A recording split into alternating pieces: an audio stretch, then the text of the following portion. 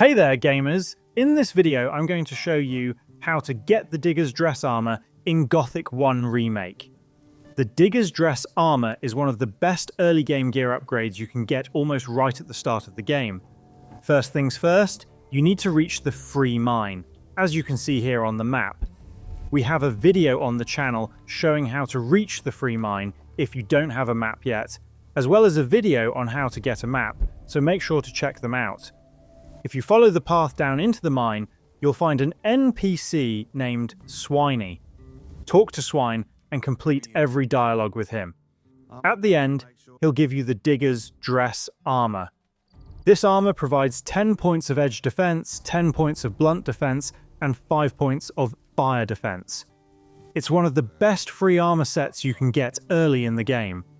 And that's how to get the Digger's dress armor in Gothic 1 Remake. Please do drop a like and subscribe, it really helps the channel grow, and I'll see you in the next tutorial. Thank you so much for watching.